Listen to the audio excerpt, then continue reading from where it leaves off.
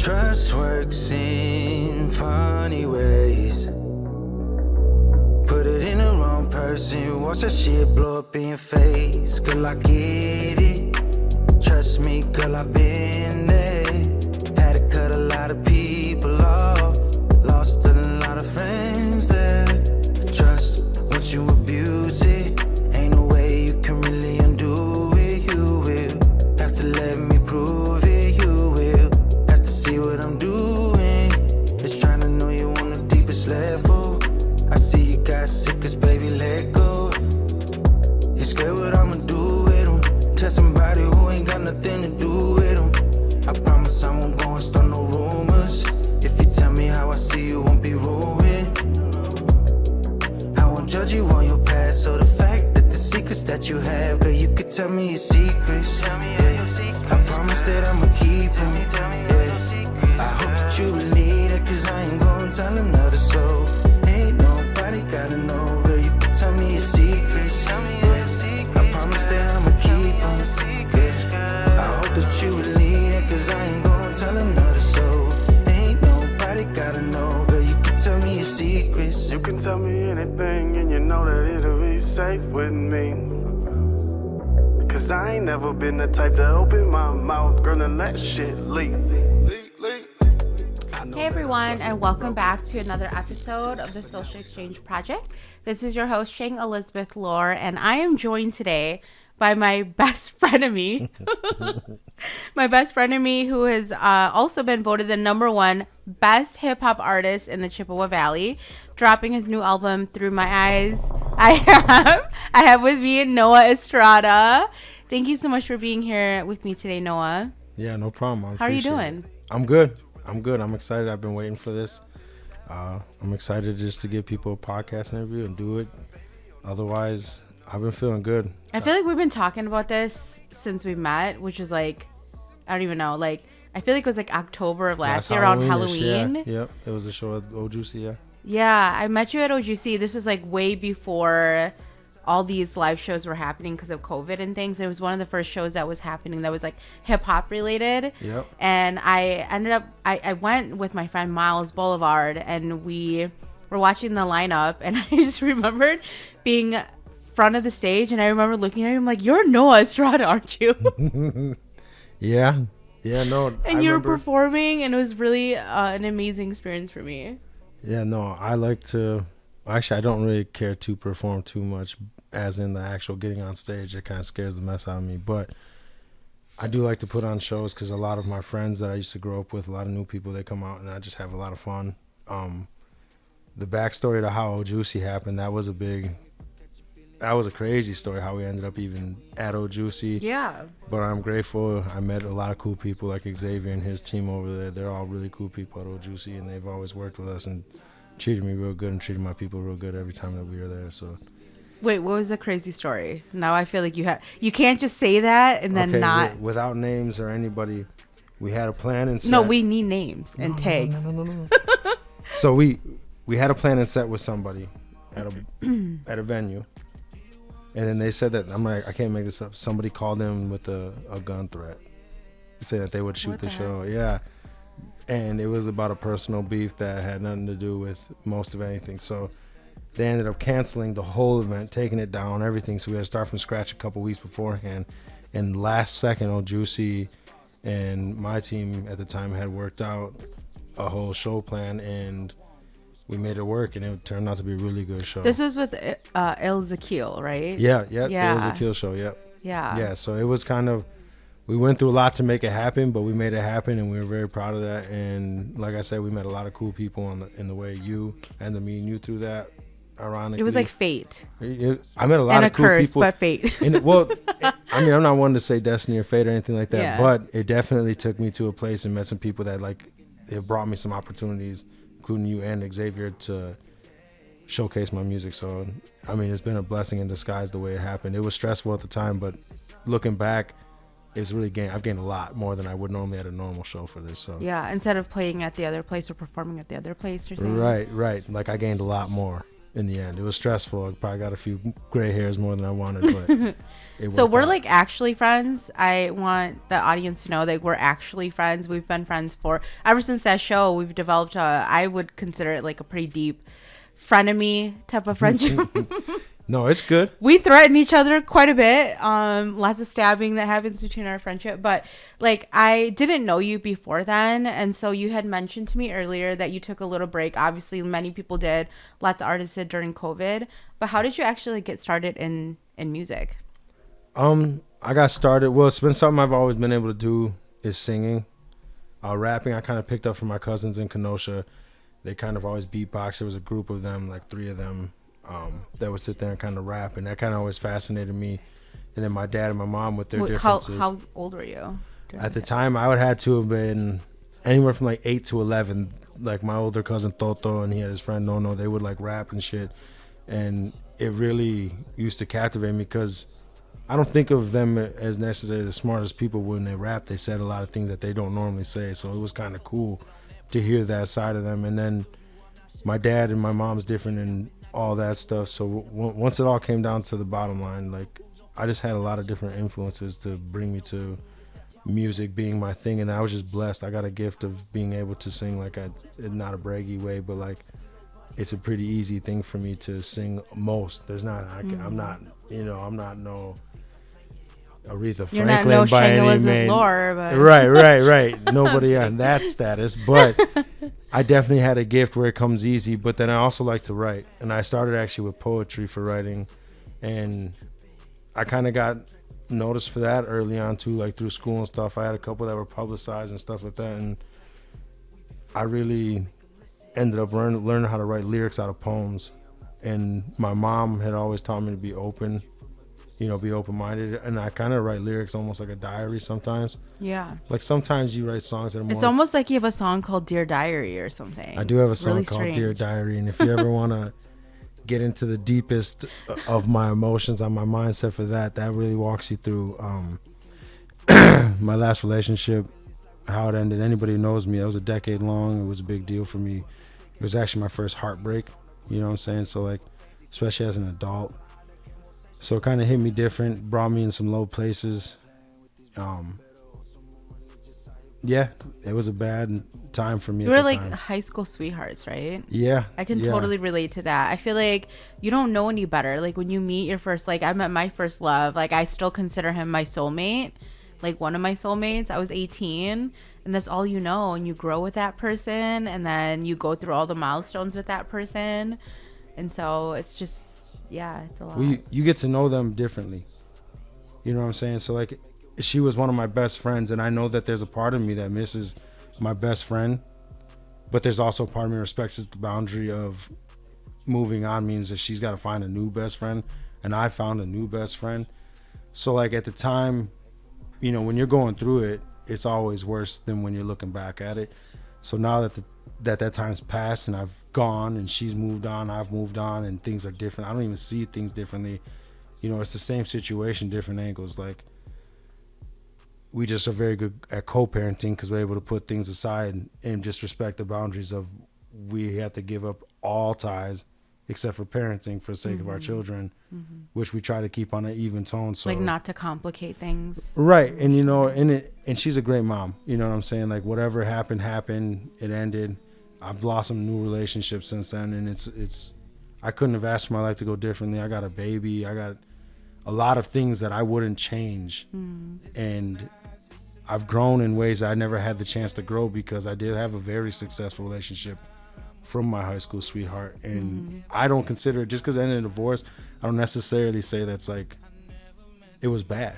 Yeah. I learned a lot, and I learned a lot with a good person. I just don't think that we were right for each other. Yeah. I don't obviously I've gone through a divorce too, and I don't really necessarily see things as like a failure. It's just somebody's meant to be in your time for that time period to teach you stuff and for you to learn from, and then it is what it is after that. So yeah, every loss is a lesson if you look at it right. You know what I'm saying? So there's silver linings in everything, and that's one of those things, when you're going through it, they're hard to see. Because all you see is everything you've always seen going down. It's crashing. you don't know any better. Right, and you're going through it, and that's why people who, if you're lucky, you got good friends like I got. Let's snap out. You don't got time to be in here for that. You don't got to be doing. You had to snap for that. You have like, right. the right people. So like I have a lot of good friends, and I had a good support system. My family, my mom, I confided in her. My sister came and visited me. She showed up. We walked around my old neighborhood. One day, I was just that down. I called in to work a bunch. My boss at the time was working with me, and that's, I think, all the benefit of being a good person is like when I really did need people, and I finally would reach out.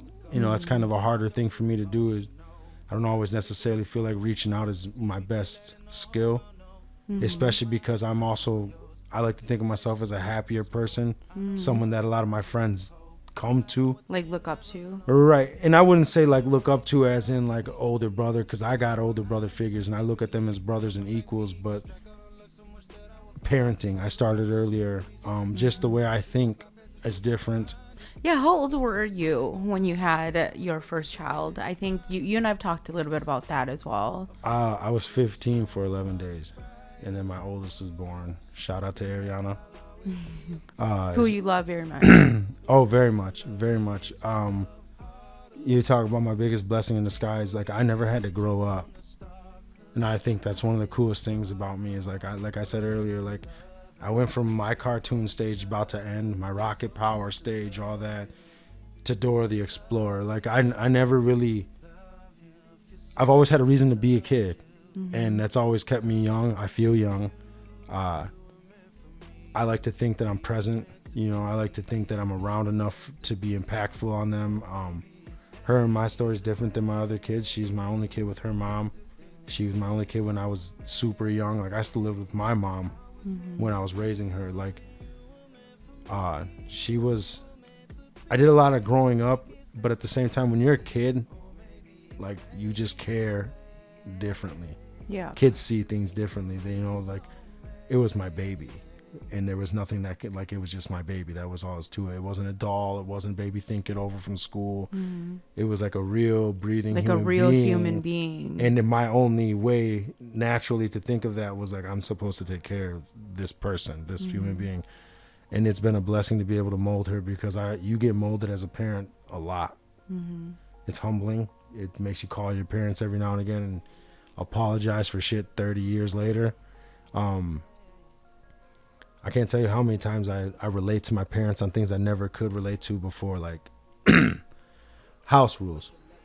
Certain things like kids are dirty. I don't care how clean they are, they're dirty. I don't, you give them syrup, it's all over. Dirt is everywhere. Take your shoes off, it's on their feet. They don't care like you care to be clean. It's fun. They keep me young, they keep me fun. And when I guess starting early really put me at a good head start for a lot of things. I just had to grow up. I had a job young. I thought of a lot of things most of my friends didn't think about. I joined. You had to grow up older. Yeah, I joined faster. one sport. Basketball was, 2 games a week, practices. Football was 1 game a week, so I picked football. Didn't do any other sport because my mom was my babysitter. So it was different. It was definitely different than all my friends, but it also brought a lot of like truth. Like a lot of my friends that were really down for me, that I still consider brothers today, they stuck around when I had a kid, when I had to put things on pause, or I couldn't always go do something, or I wasn't as available or accessible, and they really didn't care. Some friends fell off, I wasn't available to go do stuff all the time, and they understood. So like I appreciate them.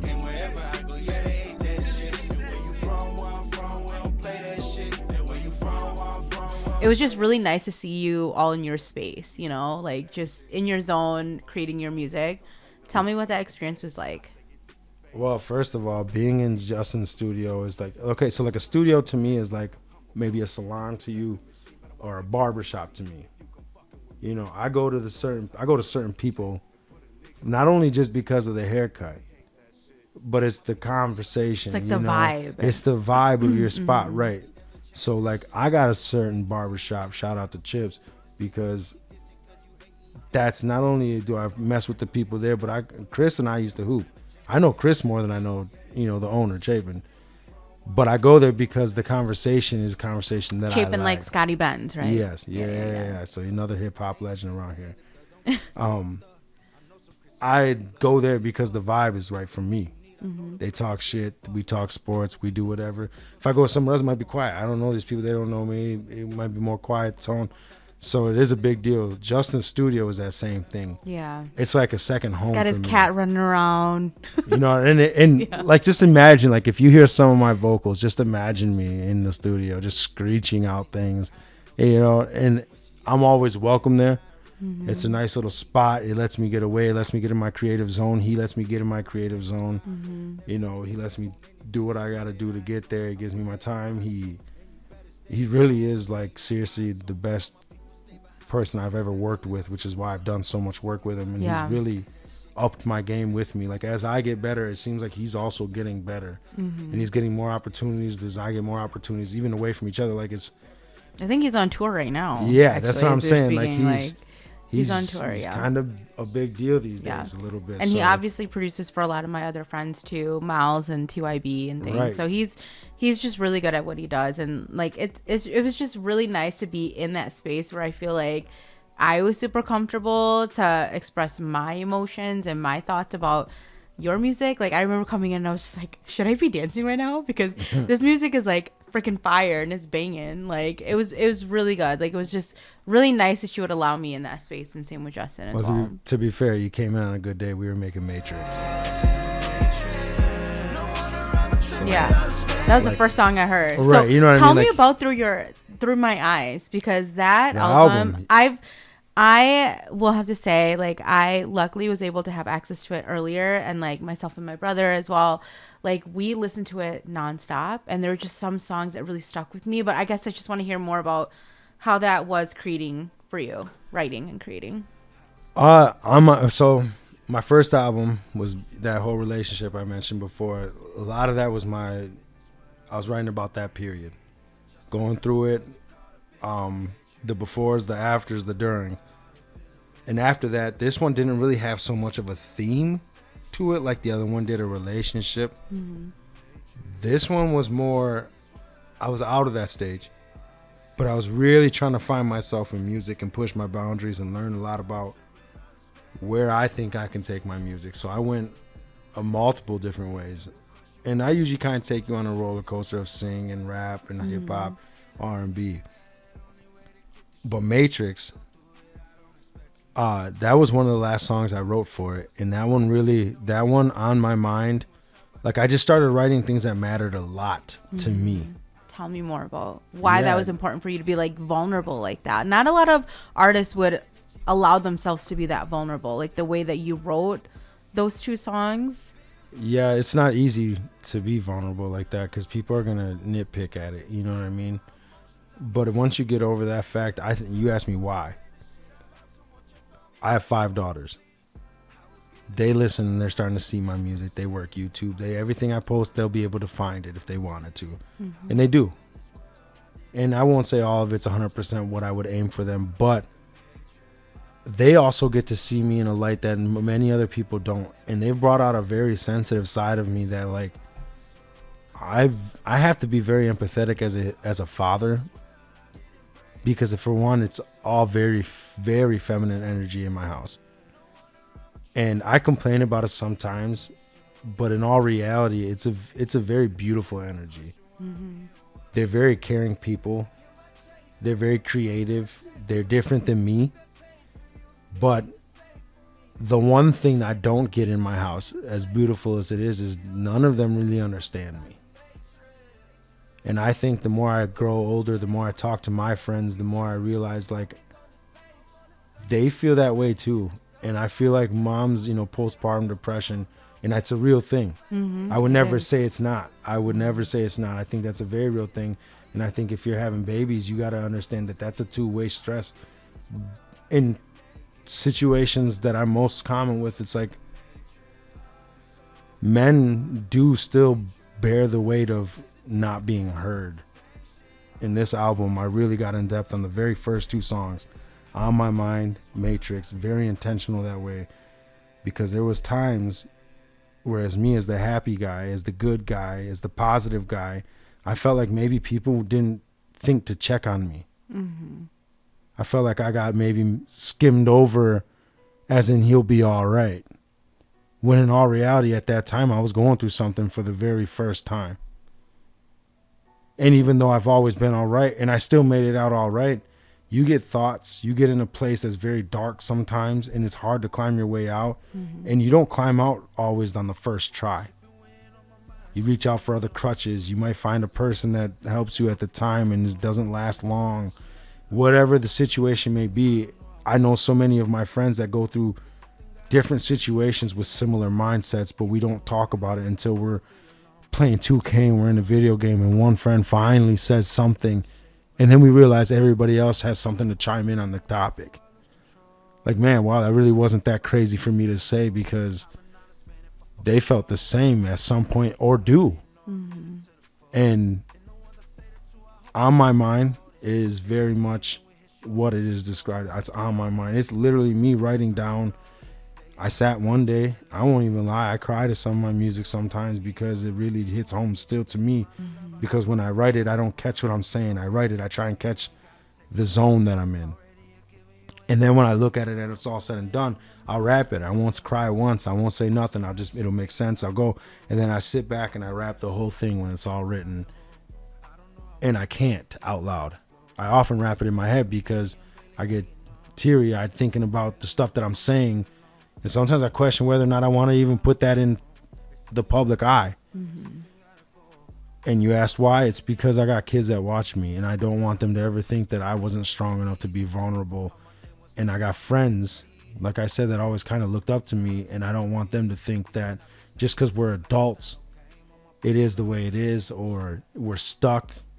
Life is how it is now. Like, I have very, very few friends that aren't successful on a level to which I'm proud of. And we really came from mud. Like, we came from nothing. So for me to look at them and them to think like, oh, we're in this place, I try to remind them like, yeah, but we came from this place. We're in this place, but we came from this place. A lot of us didn't have dads. You got kids and you're there. You make more money than your parents did. Your house looks better. Your situation is better. And of course, do we want more? Sure, because we want better. But when you need, sometimes we just look at this glass, half empty, half full. It's a very true statement. Like, it's easy to see when you need to get more of something. Sometimes you forget, like, it was up here, though, when we started. It's just the way it is. Life is just the way it is. Shit blow up in your face, girl, I get it. Trust me, girl, I've been there. Had to cut a lot of people off. So obviously the intro to this episode was Tell Me Your Secrets. And you did that with Justin. I call him Justin. You say Larson. Yep. How did you two come up with the concept of the song? So often when we make songs, one of us starts it and brings it to the table. Well, I've been doing some solo stuff for so long, but I still always reach back. I go to my go-tos because I really think they're talented. Ed, Casey, and Larson. I really think they're talented. So I go back to him, and I had this song. I wrote it. I wrote my first verse. I wrote the hook. I sang it for him, because we kick it like that. So, like, he's at the house. We're drinking. We're getting ready to go out. I said, oh, look, check us out. I got a song I want you to listen to. Maybe you'd be interested in being on it. And as soon as I say that, he's already, if you know him, he's like, of course I'm going to be on it. You know what I mean? Like, play it. What are you just teasing me for? So he plays, I play it, and then he's like, oh, yeah, I'll write that. You shitting me? So, and then I'm not going to lie, he wrote Secrets, and him and Justin, so Justin's recording studio is this box right here's the room. There's another room right attached to it. I'm chilling out in the other room. I hear this guy. He's piping it out there. Larson's not the greatest singer in the world, but boy, when he gets on his... Oh, no, I'm just saying he's not known for singing, but sometimes he hits this riff on a Kid Cudi note. I call it the Kid Cudi note, where he just starts going in this. Yeah, his part was fire. Yes, that's what I'm saying. Good. He hits this part where he just, oh. I'm like, who is this cat? So, and I'm hearing some of this in the other room, and I'm just like, I know he ain't in there singing like that. And I didn't know it was even to his part. I thought maybe he was doing an ad lib to the hook or something. They were trying something out because Justin's a wizard, and sometimes he throws out ideas you would never think of. So I'm letting him do the thing, and I go in there and I hear it. I'm just like blown away. This is it. I will say, my brother and I both, like, when we listened through the whole album, And you obviously have amazing songs. You did film a couple music videos already, Yep. but that song, Tell Me Your Secrets, was one that I just really enjoyed, and my brother did too. So that's the reason why we wanted to choose that one. And then, of course, Guess No More, which is, I heard that one live before I obviously ever heard it like recorded. Yep. I've heard it, I think, enough for me to be like, this is like the hit that you need to like release first. So tell me about that song. Like, who's that about, first of all? No, I'm just kidding. That literally is one of my favorite songs for sure from the album. Guess No More is definitely It's like this back and forth, it sounds like. so when I make songs, I kind of sample them to the same people. Okay? Work friends. Shout out for always dealing with me. Listening to me on the way to work sites or at work sites, and they usually pump me up. They really are supportive. But I take honest information from everybody, my family, my closest friends, people at work who I can get to sit down for a minute and listen to something before I release it, and just even like get an idea. And a lot of times they might have an opinion, and I'm just like, all right. And I don't listen. I just go with my own gut. But I hear them. And sometimes I listen because I heard it and it made sense. Guess No More was one that dang near everybody I had listening to it. It was just like fire, dude. Mm-hmm. That's fire. Like, that is, first of all, the notes you hit in the second verse are just crazy. Secondly, that's a really good song. Mm-hmm. Just lyrics, the tone, just the way that, and it's like the subject is normally probably a slower song, you know, because it's Guess No More. The subject is a love. You both clearly have something going on, but nothing's happening. Why? And you don't ever have an answer. There's no closure as to why we're just friends, why we're just a fling, and not seeing other people. Why are we just not making this what we know it should be? Yeah, like a relationship, like a right. committed relationship. And if you don't want that, then please tell me, because hence the name. I don't want to guess no more. Mm-hmm. I don't want to invest, because I invest a lot into this. I don't want to keep doing that if nothing's going to come of it, or if I'm just going to be replaced at some point. I want to know what it is. I want you to tell me the truth. We're that far, at least into whatever relationship this is. So Guess No More was me and my current girl. In the beginning, we were good. We hit a little patch, you know, without too much detail, and I missed her. Mm-hmm. I don't really miss a lot of people like that, and it kind of hit me weird because I was also upset and hurt.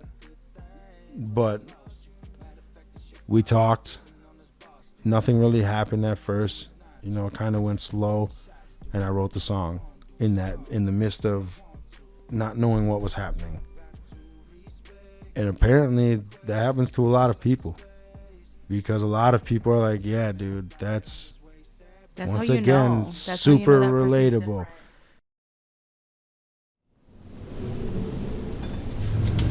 Hey, Shelly. You know? You mind if I get my regular?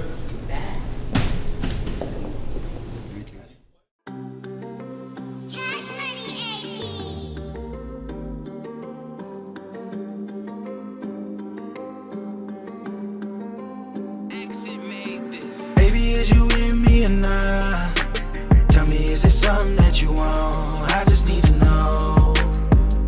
Don't wanna guess no more. Do you want this relationship?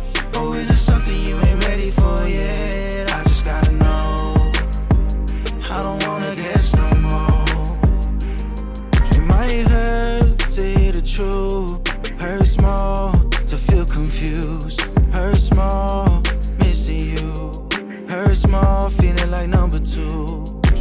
You said in a perfect world I'd be waiting. I'm not perfect, running out of patience. You said you want space, girl, I'm not gonna chase you. What's the situation? I know friend, I know acquaintance. I'm just trying to be your man and you could be my ace, girl. Wanna be the one to get that ring finger glacier. Wanna be the man that's lucky to give you his name, girl. Wanna make you laugh because your laugh is so contagious. I know you've been up before my my love is not dangerous. We can move slower, love is not a racetrack. What we got between us, baby, we cannot erase that. We ain't talking like we're strangers, I can't take that. Baby, is you with me or not?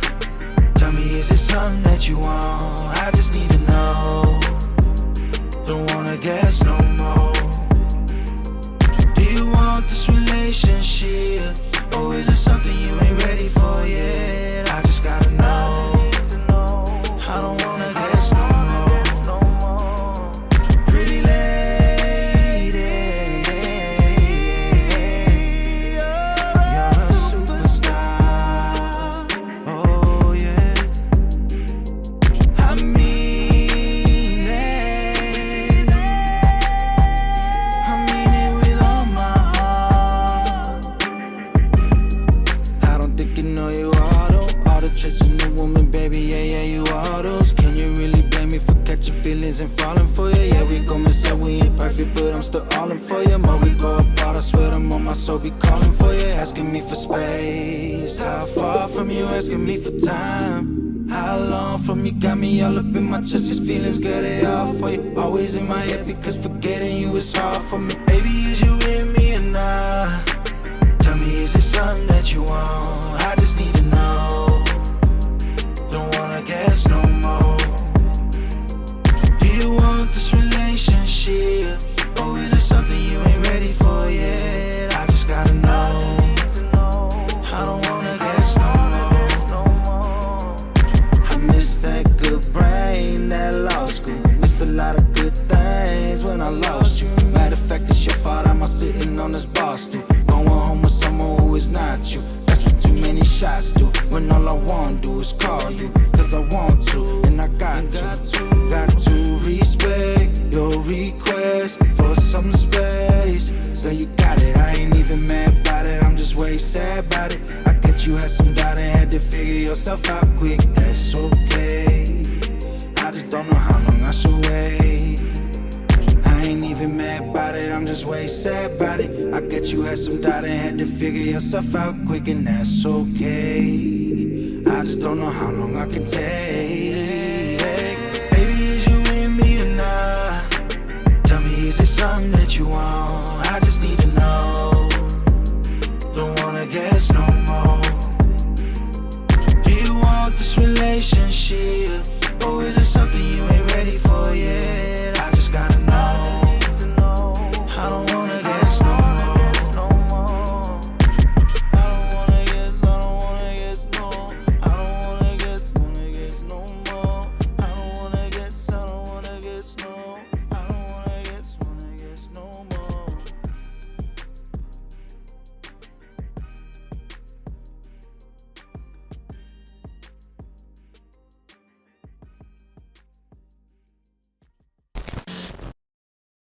You came into this album, in my opinion, pretty hard. Like, you had 4 songs that you released right away with videos, you know. Little Brother, like, I mean, you and I have had conversations about that too, and just they're like real songs that people can identify with. They're not just surface level types of songs. And so I don't know if you want to get into Little Brother, but Stone cold, I was always Undertaker. Man, I used to act so pissed off. Everywhere I went, mama, take your brother with you. Always gave you shit, but still I always bring you with them. Yeah, little brother. Yeah, Little that was Brother. the second song I heard from the album, was The Matrix, and then that Little song. Brother, yeah. Mm-hmm. Little Brother is I'll start by saying, like, my sister is definitely the glue when it comes to my brother's situation. My sister and my mom, they really hold down the fort and making sure he's all right. Me and my brother got a different type of past. You know, I can't really speak on too much on that, but Little Brother, if you have a sibling, it's different. It hits different. They push your buttons because they know it. They lived with you for X amount of years. My little brother was my partner in crime growing up. He's not even a year and a half younger than me. You know, I reference it in the song. We shared a room from the moment you were born. Like, that's how close we were, me and my brother. And growing up, we stayed close, but we're complete opposites. My brother is, he's got anger issues. I'm more chilled, calm, collective. He's Stone Cold, your Undertaker. Yeah, Just kidding. yeah. See, my brother, I will give you, my brother's tougher than me. Yeah. My little brother is tougher than me. He's a hard person. He's named after your dad, right? He is named after my dad, who is Yeah. also tougher than me. Yeah. People like them, there's not really a good spot for them in society anymore. But I mean, like, if you go way back, What do you mean by that? they got warrior mentalities. Okay. Meaning, we try to make sure everything's cool, calm, collective, because that's what we want. We want no problems. But my brother, my dad, they're the type of people that are always in your corner, and if there's a problem, they'll solve it. It might not be the way you want it. Their mentalities are rough around the edges. And they both rubbed off on me. My brother taught me how to drive my mom's van, blow bubbles, how to whistle. He could still do the whole, there's just things he's always got. My brother's very street smart. He's very good at reading people. There's a lot of things I got to gain from sharing a room with him. He's also the biggest pest I've ever known, because he's also the person I shared a room with, and he's put holes in my walls and the doors, thrown rocks at my head. I've done the same to him. We've fought. We've gone through a lot, and he's been locked up for a few years now. And when he was out, when we were going through stuff, it seemed like, I'm just going to be mad. I'm going to be bitter, petty almost. And I'm going to hold it against him. And one day he showed up at a show of mine, probably my biggest show. Me and MWP, we had our first show at the Metro, and he showed up with some friends, and they all paid to get in. And he had messaged me, he said, "Is it cool if I come?" I said, "Whatever, dude. Come if you want to come. Miles will be there. My sister will be there."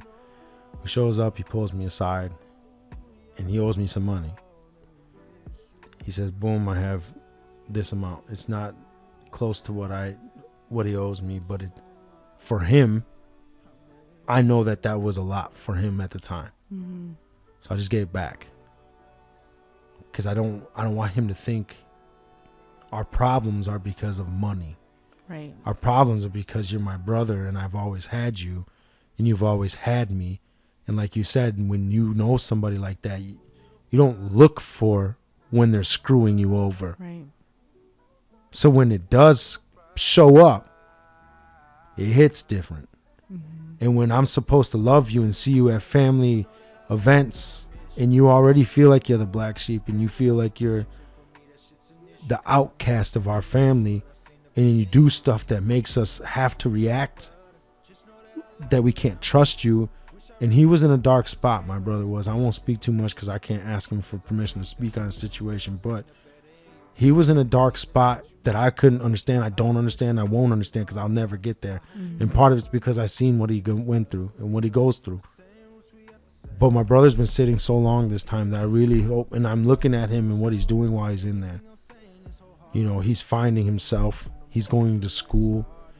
His life seems to be aimed towards when he gets out, with a weirdly good, positive outlook. And I say weirdly because he was in a dark spot for so long that it's good to see him looking forward to something that he's never done. Yeah. Because I think that's his problem. He's always reverted back.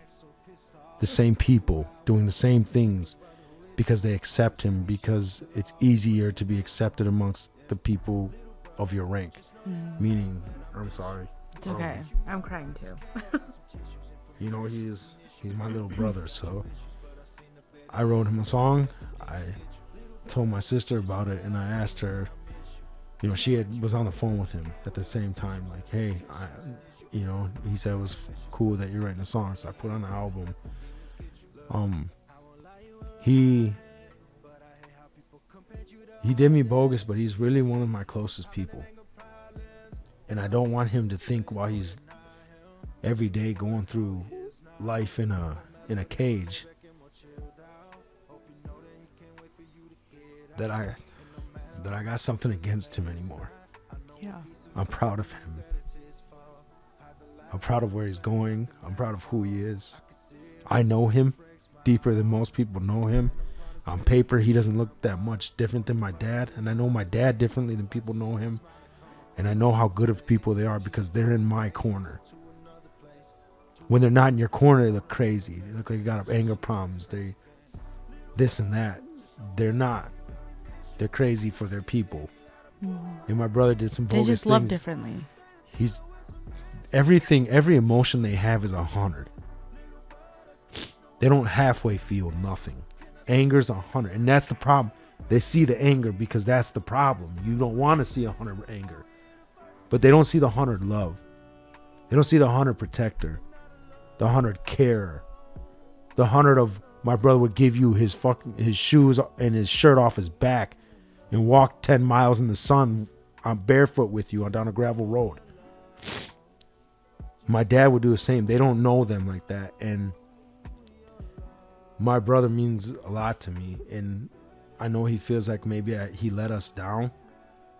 And if you notice in that song, the third verse is different than the first two. The first two is I'm having problems writing you because it makes me do this shit. Because I think about you the way I know you, and the fact I'm having to write you and you're going to read this behind bars. And I just want him to know that we also are looking forward to when he's getting out.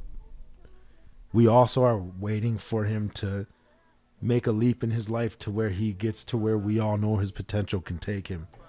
And as his big brother, his only older sibling, I feel like it's very important to let him know that bygones are bygones. I don't expect you to get out and pay old debts. I don't even want your old debts. It's never been about the debt itself. It's always been about you're better than what you're doing. And little brother really let me talk to him. I also got to speak on behalf of my mom and my dad a little bit because my dad and him are so much alike that I know my dad feels sometimes some type of way like it's his fault. And I want to make sure my brother knows that my dad thinks that, and I think that being compared to my dad a lot really fucked with him. But my dad shouldn't feel that way because my brother makes his decisions, and no matter how much I tell my dad anything about it, he's gonna feel how he's gonna feel because they feel 100%, and I can't change that. They don't leave you no room to switch how they feel, and that's what I mean by that. Once they feel it, it's there, it's engraved, it's forever a part of them now, and they're very similar. And I wanted to mention to my brother, like, my dad, I know sometimes you don't like that you're like him, but he's a beautiful human being too, in his own ways. And my mom, such a freaking empath to a fault. Like she's the person that no matter what my brother says to her, what it's going through, she's the person he knows that he can go to. Not that she'll always bail him out, but she'll always bail him out. Love him. You know what I'm saying? Like, she will. And she's good at laying it straight to him. Like, you want to live here? I got a trailer. I got a camper you can live in. Blah, blah, blah. She'll set him up and give him chances. And it's important because a lot of us stop doing that. And, you know, that's part of where little brother comes from. Because for a while I stopped doing that. I stopped caring to give him chances. Thought that maybe tough love would help him because I didn't know how to help him. On the memories, wishing she had a son again. Little brother, just know we all love you and we miss you. Can I scream it any louder? But we don't regret you. Know you've been going through things, dealing with some issues. Know we here to fucking demons with you. Little brother. So like, what is your ultimate dream with your music? Like, where do you see yourself in a year, 2 years? What do you want to do? You're already killing it, but... Well, I'm killing it on a local level. You know, I'm going to be honest. I have dreams and aspirations bigger than that. I know people who have been very successful locally. All of our dudes, basically. Yeah. You know, Eau Claire is a very small town, or big town, small city. Yeah. But to have the amount of talent in just many ways, the creativeness in Eau Claire they really do blossom a lot of creative people. And I think music is my path to get to something that I love and turn it into money. But bigger than that, if I were to somehow be as big as I dream to be, festivals, headlining, not being thought of, because when I walk around and you say, oh, you do music, yeah, or you're a rapper, there's like this negative connotation that goes with it. I don't want to have that. I want to be looked at for real, like certified. This is what I do. He takes it serious. He's about it. He's good at it. He writes his own stuff. He finds his own beats. He goes and records it and takes it very professional the way he does his music, and not just a side gig, a hobby, nothing like that. It's my gift, and I want to see how far it takes me. And one of the biggest reasons is because I call it sideline syndrome. It's something that I had when I was a kid, where I was too shy to ask for, can I get in the game? Or they're picking teams. They don't know me. I'm going to get picked last, or I might not get picked. I won't say nothing. I feel like if I was never that person, I had confidence and I had outlets and I had people who believed in me, and I had opportunities given to me, that I would have been able to do this sooner. So I think I want to use my platform to help, especially the youth, but I want to be able to reach out to where I'm from, reach out to places that are in need whenever they're in need, if I'm able to give. And I want to be able to use my platform for positive, because I know that there's only a few things I fear in life. The one I fear the most is having to bury one of my own children. Hope I never have to do that. It's very unnatural. It's not the way the system of life is supposed to go. And the second one is my legacy. I don't want to be forgotten. I don't want to think that I lived this whole life to be remembered by few, to be forgotten by everyone else. I want to be able, when people look back and they say my stuff, they're like, yeah, it was different with him. The lyrics were different. His sound was different. His shows were different. His content was just different. He was different because he was very much the same. Because I think I speak on behalf of a lot of blue collar people. I work hard to get to where I spend a lot of money to get to where I'm at. I invest a lot of time. I have people, just today, my girl's having to watch my baby by herself for hours just so I can do opportunities and fulfill my opportunities as they come. And they don't complain because they believe in me. Parents, people have invested in me. People have given me opportunities, shows, and they let my talent speak for itself. And then I think when you combine that with the type of person that I am, it's just very genuine. I come from a very genuine spot. I don't really look and ask for much. I never have. I probably never will. And if I could do anything, I would want to help people who are like me, because they won't ask and they never will. And I will say, like, when I first met you, I meet a lot of people. I'm a very social person. I meet a lot of different people, but for some reason, you and I, aside from like the shit talk that we give to each other, like, I did connect with you really deeply, like, right away, because I do feel like you're so genuine and so down to earth. And like, I remember the first show that I was able to like coordinate and put together, I was like, I need to have him on. You're like the surprise person that we like added onto the set, and like you killed it, obviously. When I say people that have blessed me with opportunities and things like that, you guys have definitely come to mind, because since I've met you, there's been opportunities that you've brought me, not only just the podcast, but like things that people on YouTube are only going to see my YouTube subscribers. They won't see all the shout outs that I give to you on my Facebook, where my, or other followings. So for me to know that you guys never always get to be the face at any of my content, I'm the face. It really matters a lot that you guys bring me opportunities and trust in me and bring me to places that I've never been. Radio stations, the podcast, shooting music videos, for a song that I wish I had a video for that I didn't. I do now. So I just remember like there was just things that stuck out about you different than most people, and we did connect right away, and I had a lot of fun getting to know you through all the other live shows, and just like you said, impromptu 2-3 song performances at other shows. Get your ass on stage right now. It was cool, and I met a lot of cool artists that way too. Like Yeah. it's just been blessed. Music has really blessed me, and you guys have been part of it, and I'm just grateful for it. Yeah, I'm just really appreciative that you spent your time with me today. So thank you for being here. No problem. I'm glad I was here. You make sense in every way. It makes no sense to me. Got me saying things I never say, like meant to.